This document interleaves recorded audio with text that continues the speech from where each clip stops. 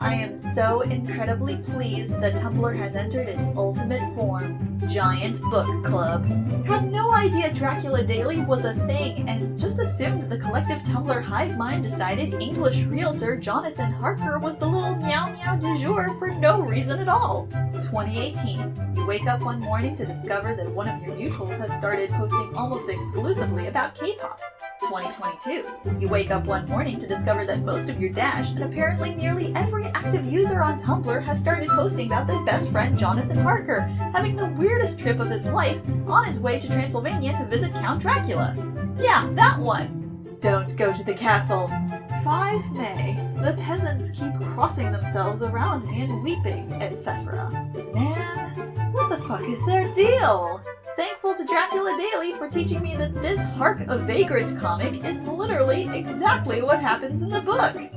I'm so much more productive after the sun goes down. While the sun is up, I feel the weight of having to do things and it just overwhelms me. But when the sun has gone to bed, suddenly my time is my own. I can do with it what I will. And oftentimes that means the cleaning I've been meaning to do, the projects I've been putting off, they suddenly don't seem overwhelming to me. I like it when the sun goes down.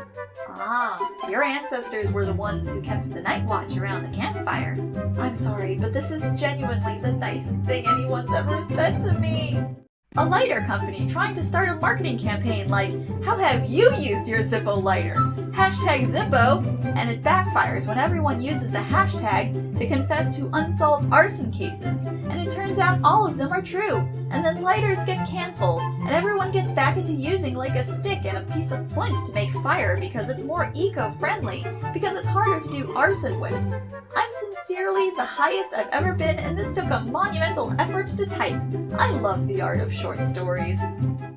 Nobody really drops anvils that make people have funny birds and stars spin around their heads anymore. They should. Do start doing that again. So true. By the way, can you stand on this X over here? I think there's buried treasure under there. Treasure? Yippee! Starts digging! 1,000 energy beams attack!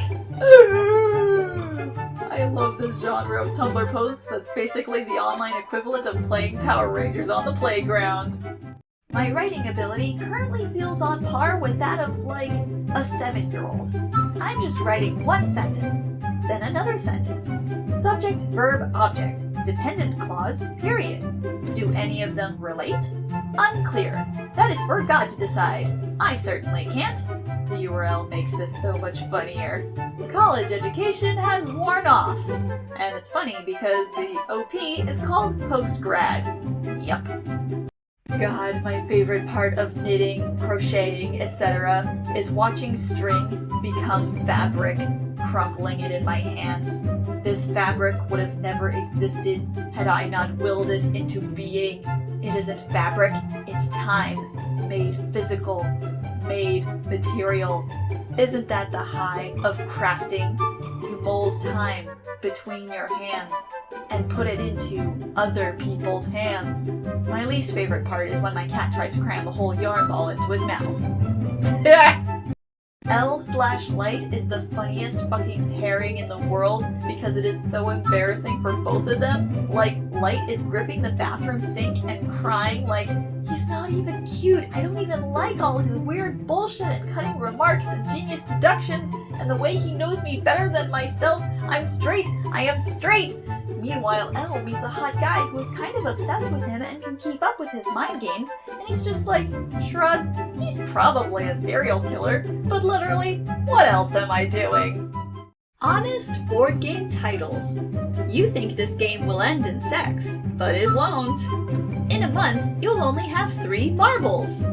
Risk, the game of hiding out in Australia until the very end. The game of yelling and bookkeeping. This game could be played with 2 sheets of paper and a pen. Homicide for ages 8 and up. It's a coil. Enjoy that. A fun-filled afternoon of raising kids and buying insurance. This will never work. Claim the corners or lose.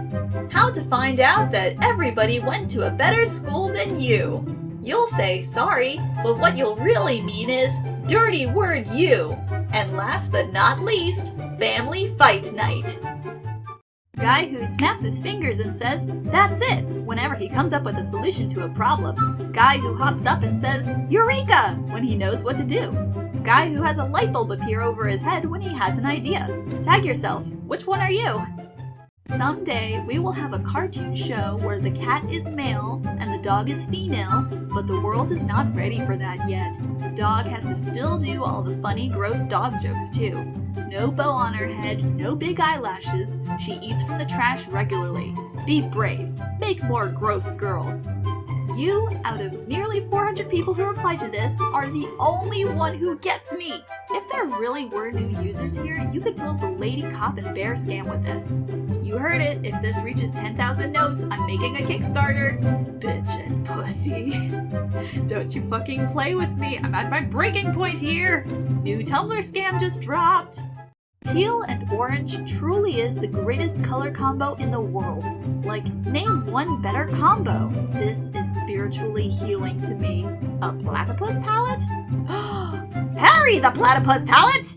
Hey, if you're new to Tumblr, don't worry about people telling you not to come here because it's dead, or a hell site, or the users will force you to eat bees. It's actually pretty cool, no matter what the rest of the internet keeps telling you. Oh, and you totally won't need those crosses and garlic they gave you. Yeah, no, I don't know why they broke down weeping and told you that for your mother's sake you should stay away from this website. Maybe a joke about the history of NSFW content, I guess. Anyways, come on in, we've been eagerly awaiting your visit. This sounds exactly like Dracula. I know, because I've been reading Dracula daily. So, at work, there is a soda delivery guy who comes in almost every day to restock, and though we've barely said a word to each other, we definitely know of each other. Well, this morning, I finally got a shift where I could sleep in, but my dad was like, "Hey, the cable guy is coming at 7 to replace the cable boxes," and I was like, "Alright, whatever, I'll just sleep in," but forgot there was a cable box in my room. So at 7 in the morning, I vaguely hear my dad let the cable guy into my room to just swap the box, and I wake up to see soda delivery guy in my room? Turns out his second job is working cable, but wow, here Soda Man is, standing in my doorway, and I'm wrapped up in a pink bunny blanket surrounded by stuffed animals like... Well, he looks at me, and I look at him, and he looks at me, and I look at him, and he looks at me, and I look at him. The most interesting thing about the present reverse Tumblr exodus is the sharp uptick in posts where somebody reblogs an ongoing discussion with a long addition that isn't actually responding to anything in particular. It's just rambling at length about their personal feelings regarding the general topic of the discussion. It's like they've got the basic idea that you're supposed to engage, but the distinction between commenting and conversing remains elusive. So they're just remarking on the thread itself as though they were posting in the comments section of a YouTube video. Starts out as your standard haunted house horror film, but the protagonist is a millennial who just signed a 1-year condo lease and can't afford to move. They can't afford an exorcist, they call up all the local exorcist services and are horrified by the rates, so they do some Googling and take the DIY approach to home exorcism. After a weekend watching YouTube tutorials, the millennial successfully summons the ghost and explains the situation re the modern housing market. The once vengeful ghost is surprisingly sympathetic. They were killed by a building collapse caused by blatant disregard for safety codes, so the vengefulness is directed at landlords and capitalism. Similarly, the millennial isn't about to evict a spirit from the home it's lived in for decades, no matter what the religious laws say. Accords are reached. From this point on, the narrative becomes a roommate buddy film.